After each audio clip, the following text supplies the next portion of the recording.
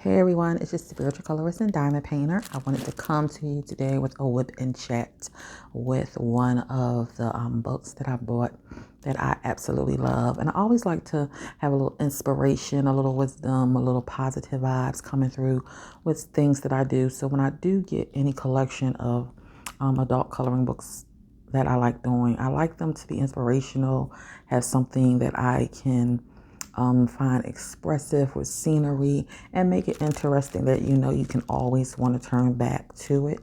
I've seen people go through their stash and then they're decluttering all their books. I'm like, I just don't buy books like that. I gotta buy something that I know if it's on my shelf or if I have it, it's something I can always go back to because it has something that I like, whether it's the scenery, whether it's the inspiration. It's going to make you feel relaxed. It's going to make you feel, at ease for the time being. Because when we do crafts, we're doing something that we really have a passion and desire for, something that gives us a little relaxation, a little peace of mind. And this is always that for me. And as I've been saying for a minute, I used to do this like right after my classes. I used to start diamond painting in the evenings. But now, like right before I finish classes or before I start classes, I like to dive into this. And this is one of my favorite. I had this book as a child, and it's called Aesop's Fables. And I love it. It's over 100 illustrations and stories. So we're not going to do a flip through on this. If we think we're just going to skim through it. But these have all the awesome pictures. And oh my God, 100 fables. Here's the wolf and the lamb. And oh my goodness, the cock and the jewel. There's always a message at the end of Aesop Fables. So I decided to go ahead and start with one of the ones that I like the most. And this is called The Kid and the Wolf. I'd already started doing it. And the story starts with the kid was perched up on the top of a house and looking down, saw a wolf passing under him. Immediately he began to revile and attack his enemy. Murder and thief, he cried. What do you here near honest folks' houses? What do you here near honest folks' houses? How dare you make an appearance where your vile deeds are known? Curse away, my young friend, said the wolf. It is easy to be brave from a safe distance. I really, really like that message because, we can talk the talk, but sometimes we can't walk the walk. And anytime we're trying to judge someone else or make, act loud about things, and we're in a safe distance where we can't be confronted, where we can't be actually challenged, or if we're not in that situation ourselves to talk about how we would handle something, we have all the mouth in the world. We have everything to say. And that's not, something that a lot of people like to admit. A lot of people can talk about other people's problems, other people's situations. And it just depends to me on what it is particularly. Because I think we all can be guilty sometimes of just, saying something about a situation that we really say, what would I would have done if I was in that situation? Because there's certain things we know for ourselves. I believe that, I know for myself, I know me at this age and point in my life, what I wouldn't do. And some things I say, I know I could never do. But when we're put in a situation, we like to throw stones or we like to try to judge others, but we ourselves are not in the situation. We're at a safe distance. And for this person, he know that wolf can't get to him. So he going to talk the talk and have all this mouth. But as long as that wolf can't get to him, it ain't close up. Because if he was standing face to face to that wolf, he wouldn't be talking all that talk. So, we run into people like that all the time. As long as they not in your face, they going to talk about you. They going to say stuff about you. But if you was on a face-to-face basis, they wouldn't have nothing to say. They might look at you and pass you by.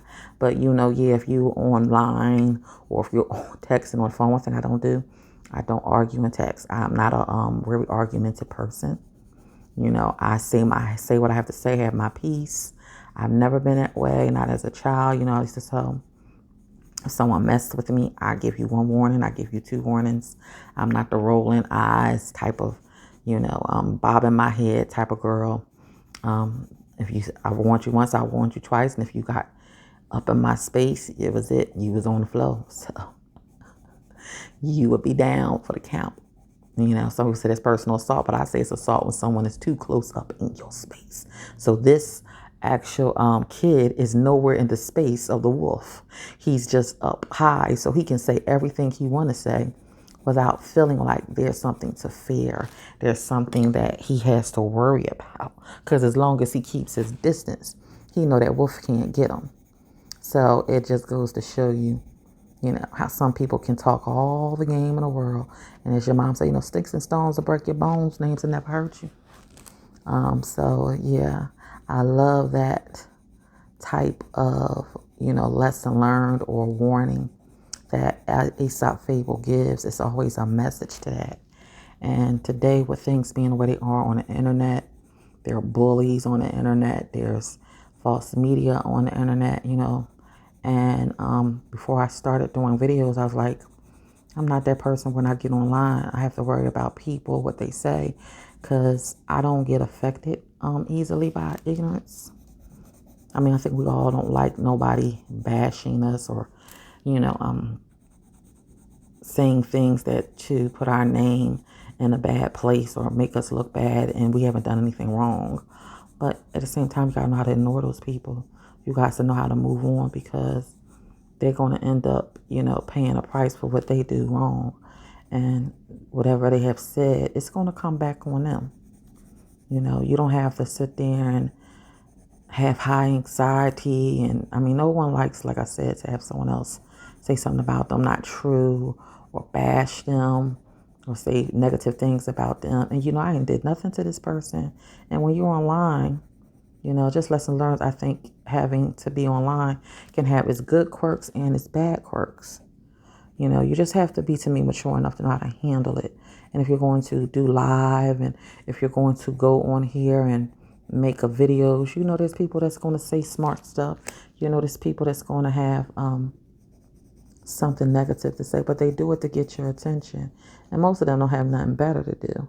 Because if the shoe was on the other foot, you know, it'll be a whole nother circumstance at hand. So I'm doing this with my actual Polychromos. And I did take out my neos because I think I could do the tree maybe with the neos. But yeah, I love this picture. It says it's easy to be brave from a safe distance. When you're brave to just open up your mouth and say whatever, but you can't be challenged. You can't be looking at what you say, the person who you're talking about, in the face, and bringing to light what you're saying. You know, you can talk the talk, you can walk the walk, but everybody can't do that. Some people just like talking. Some people love drama. And it's a shame to say it, you know. The internet, like I said, it has a lot of bad quirks, but then it has its good quirks too. It has its good points. It has its positive places. And you just have to be wise enough to know how to handle situations like that, because people gonna talk. And they say, they talked about Jesus, they gonna talk about you. And Jesus wasn't doing nothing wrong but minding his business and trying to do good. You know, say when you do good, evil is still present. You know. But I really love this book, just to take a peek on the other side. The fox and the stork, the bird and the beast and the bat, the snake and the fowl. I like this one too. The snake said, the serpent in the course of its wandering came into an armorer's shop as he glided over the floor and felt his skin pricked by a fowl lying there. In a rage, he turned round upon it and tried to dart his fangs into it, but he couldn't do no harm. Too heavy iron, and he couldn't do no harm to heavy iron, and had soon to give over his wrath.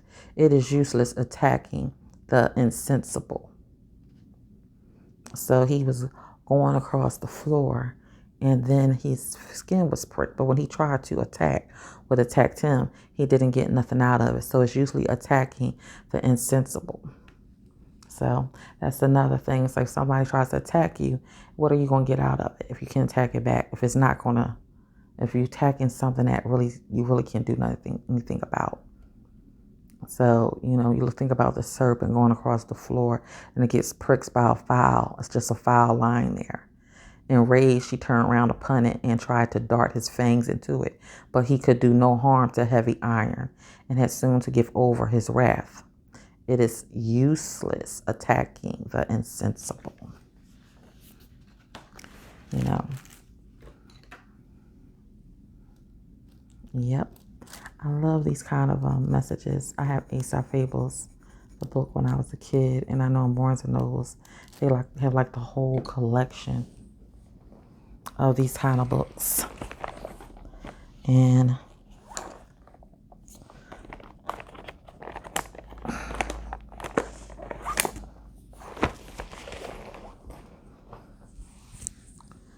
there's a lot of positive messages that can actually, because this is so dark, I thought I was going to try a lighter color instead of a darker color. I had some grayscale pictures that look like this.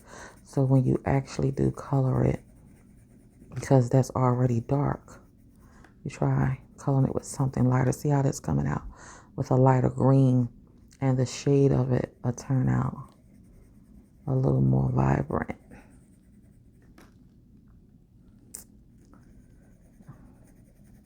And these are my Polychromos. So yeah, the day is going pretty well. It's nice outside.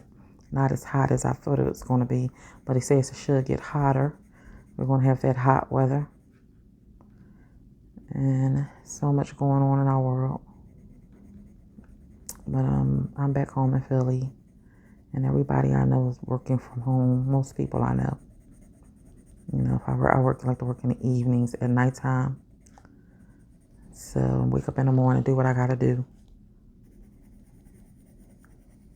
And change is, irrevocable. There's so many things out here. The enemy can always try to bring you down by the situations you face. And sometimes, life is so unpredictable. But that's when we have to look at challenges and learn lessons from them. And it's hard to learn a lesson from something at the very moment that it strikes, because you don't see it as a lesson. Sometimes you feel it's attack. Sometimes you feel like, it's just the end of the world when it's really traumatic and you don't know why, you don't know how. But in the words, when people say those things that don't kill you can make you stronger. Learning to pick up some things that try to bring you down and turn it around and make it positive. And that's easy to say. And for everybody, it's different. When we get into battlegrounds and we're really trying to learn lessons from our life journey, you don't always want to be caught in anger for like years and years and years, and you just built up in anger over something that happened like 15, 20 years ago. And it definitely depends on what the situation is, because some people's experiences are more detrimental than others. Like some people can go through the same exact thing, but someone was affected a lot more deeper, a lot more mentally, a lot more physically than you were. Had a friend who said, she was talking to a friend of hers, and they end up, after she got off the phone with him, he had a car accident, and they died. And it was like they were on the phone just joking about life, like, man. And she's like, and my friend was like, he said something to me at the time, and to the point, man, I'd rather be out of here than have to go through something like that. I'd rather, the Lord just take me home, because they were talking about a certain situation. And certain situations, you can't imagine what that's like to go through that. It seemed like to you, looking from afar, I could never go through anything like that. And he said, to her on the phone, man, I just rather, I'd rather just let the Lord take me home and have to live like that, or have to go through that. And before you know it, he passed away. Now, I'm not saying he brought that on himself or anything like that, because I don't want y'all to get point I'm trying to make twisted. But, life is unpredictable. And that same day, hours and hours later, he was in a car accident and lost his life. And we never know what we're going to face when we walk out the door. That's why I am one who constantly believes in prayer and having faith in God and understanding nobody's promised tomorrow. So you have to sometimes realize that what we say, have to be careful sometimes of what we say. I've said those things, girl, let the Lord just call me in, before that happens, because we don't like to think about suffering. But someone's always have a problem that's worse than yours. Someone's going through something more than what you are. And it's some things you just don't have no words to, because you can never say how you handle it. And I could take the incident of those children's lives being taken in Texas. I can't even fathom what the families are going through. Funerals are all this week. A father was helping prepare for one of the teacher. Husband was preparing for his funeral, and he passed. And now they have 4 kids who are left without a mother and a father. Like, that is something so psychologically breaking. And we can just pray that God heals them, because some things I just truly believe man cannot do. Only God can do. Only God can come and give you strength and help you heal. You can talk to a psychiatrist. You can turn to friends and family. But there's certain things that only God can heal. Only God can deliver you from. Only God can give you strength to overcome. But losing a child is the most devastating thing. Like the way these families have lost their beautiful children. It's crazy. And it's sad and it's sorrowful. And we don't know where our beginning and our ending lies.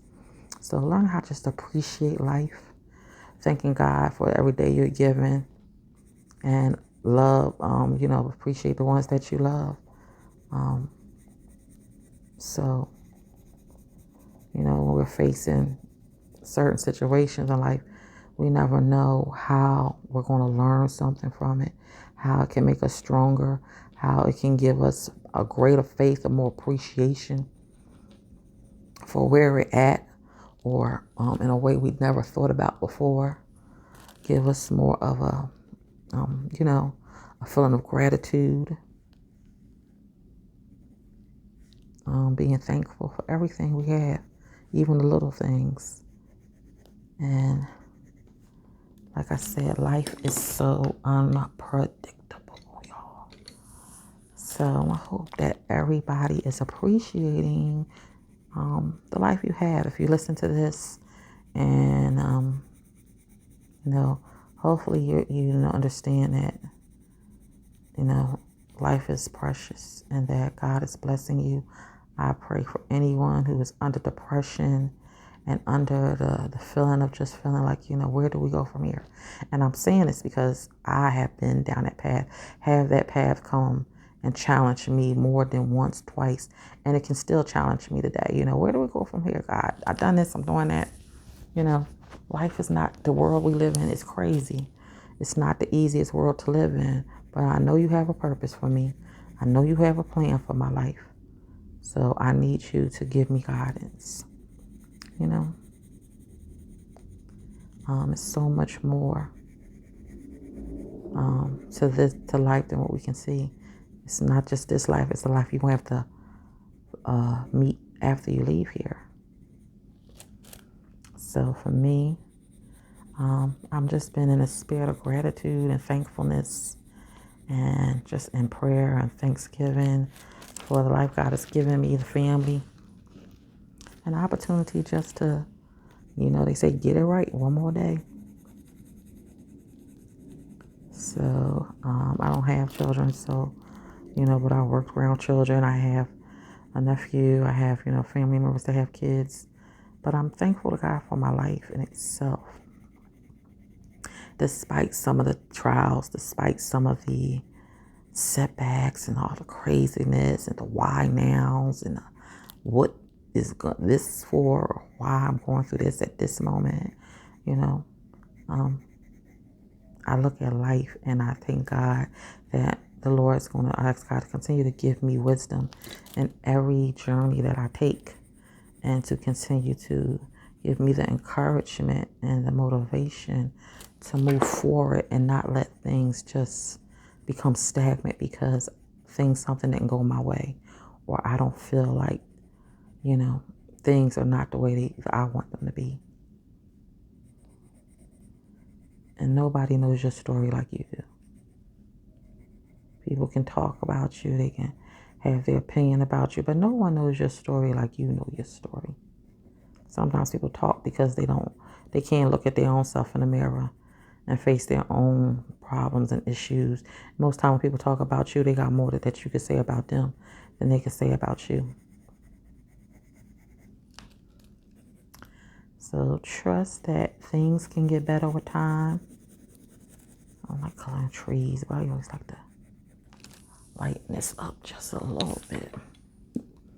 I like to have, when I do a tree, I have some dark places, some light places.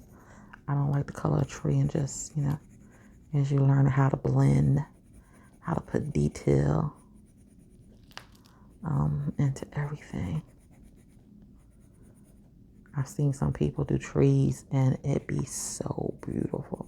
I like the detail they put in it and the layering and the blending.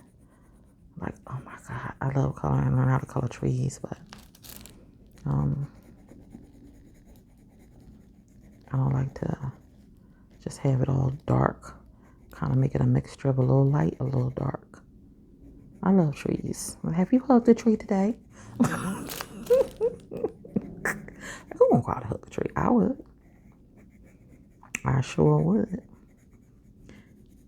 They're alive and they are living just like we are. They are just of the nature kingdom. They're of a different kingdom, but they are alive and well, just like you and me. Yep. And I want to color this wood a little different. I had a tutorial I tried watching not too long ago of someone doing a cabinet that was a wood, and the details that they put into it was just like awesome. Like, I really have to learn how to do that and remember to do it.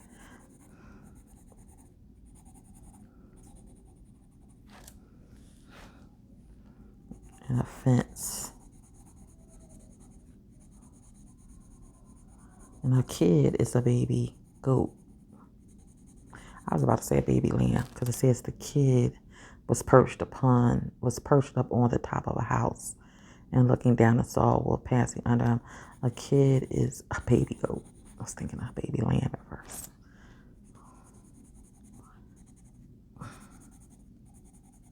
We had goats when I was in North Carolina.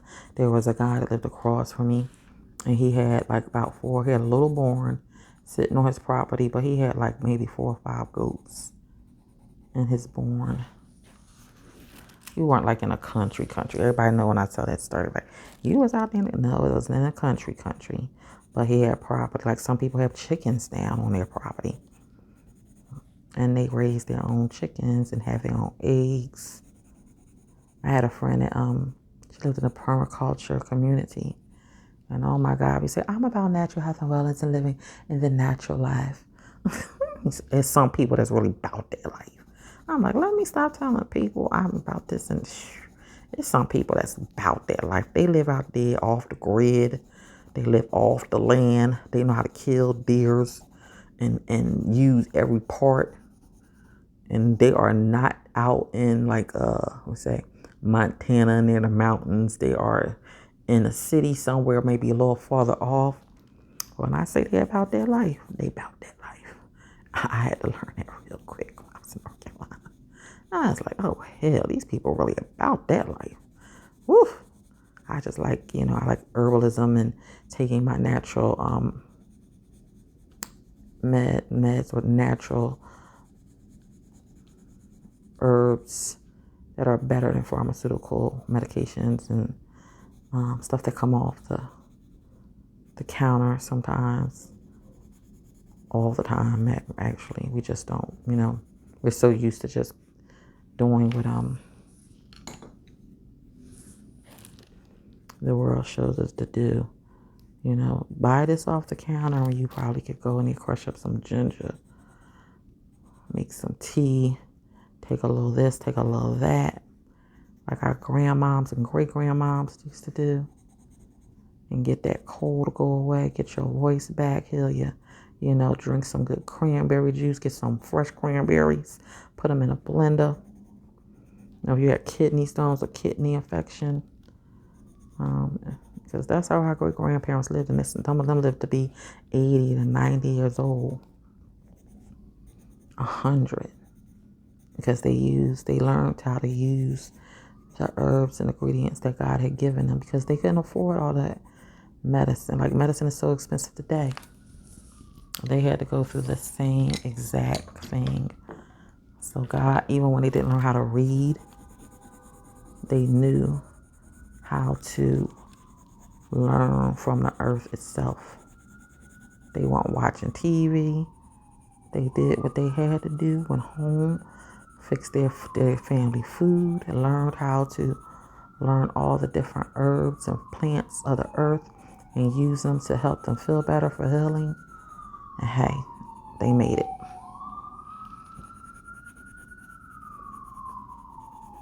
And we got people with all these problems. Like I was saying, MS is not something that you heard a lot about till years. Maybe it's been years now since you hear all these people are saying they have MS. And I'm like, about 20 years ago, 30 years ago, you didn't hear about people having MS like that. It was still a disease that was there. But you didn't hear about everybody having it like they do now. I remember when I had got my gallbladder taken out when I was 18. And the doctor was like, you know, not a lot of people have to get their gallbladder taken out because I had gallstones. And it could have been hereditary because I had other people in my family I heard that had it.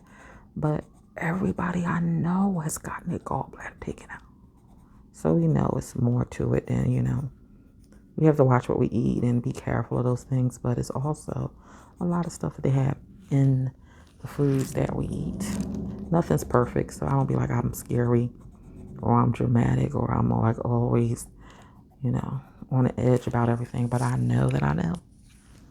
You know, the FDA and all of them ain't gonna tell you the real deal. They gonna want you to think what they want you to think.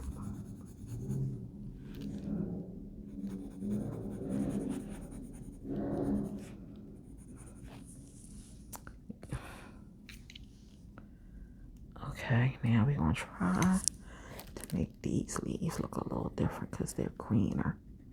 I didn't use the same green. These little, I think I need to sharpen this.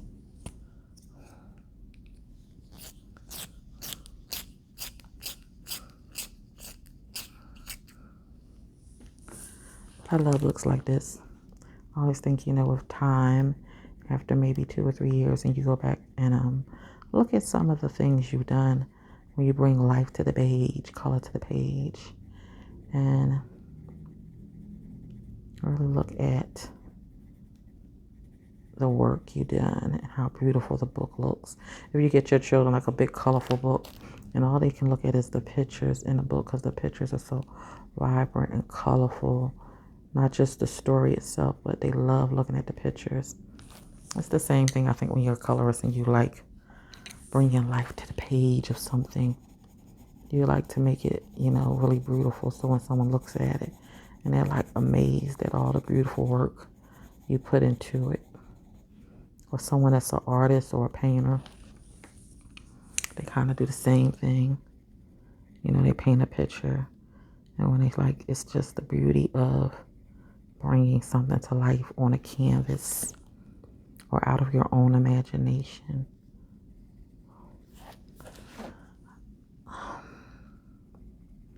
I'm learning how to put paint on my pages using my acrylic paint and my watercolors.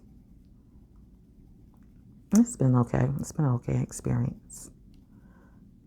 I use my markers and gel pens every now and then, not as much. But I like to use the color pencils and learning all the different types of pencils they have and what's the best pencil to use.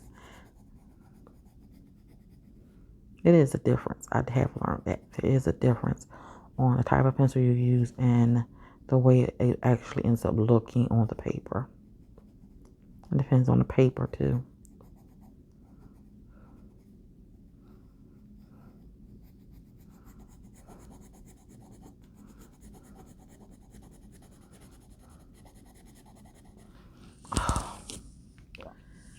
So,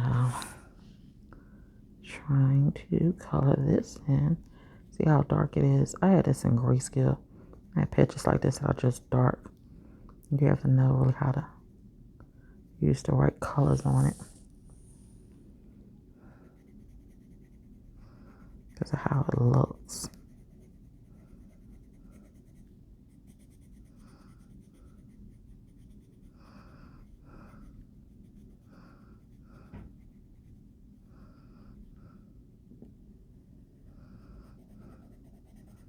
And there, I'm done.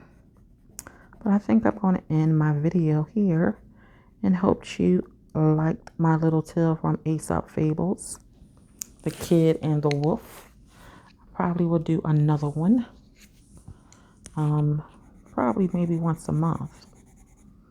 I have to do my flower book that I color in with its monthly pictures. So I think I might try to do that once a month and give y'all a little, a little message, a little whip and chat. Something, give me something, give them something to talk about. Kind of thing.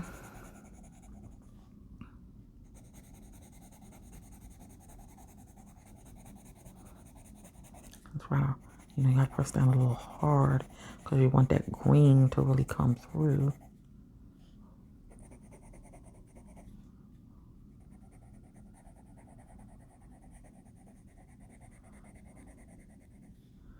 Okay.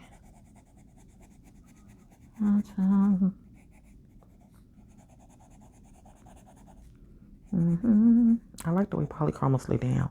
They have like a really smooth feel. I'm using my Rams too. I like those pencils and they're like really creamy. But I love the way they lay down on paper. I love the way it actually just lays down on the paper. Oops. I don't want to go into his thing. I'm trying to avoid that. But yes, that's my message from Aesop's Fable. And maybe we'll look through a couple of the other ones later on. Because there are so many in this book. And maybe just read one and try to do a couple of them in a book. Maybe once a month. Thank you guys for tuning in. This is my little whip and chat. Hope you enjoyed. If you like my content, please subscribe and like. And I look forward to seeing you guys on probably the 2nd for my pictures in May and what's inspiring me at this time. Some of the pictures that I'm doing because I'm really like getting into my portraits and I give them names. So I might have a little something like that with a few of my, inspirational words, poetry of inspiration and encouragement, advice, and so etc. So thank you guys for tuning in. This is just Spiritual Colors and Diamond Painter, and I've been say thank you again and have a blessed week. All right, bye-bye.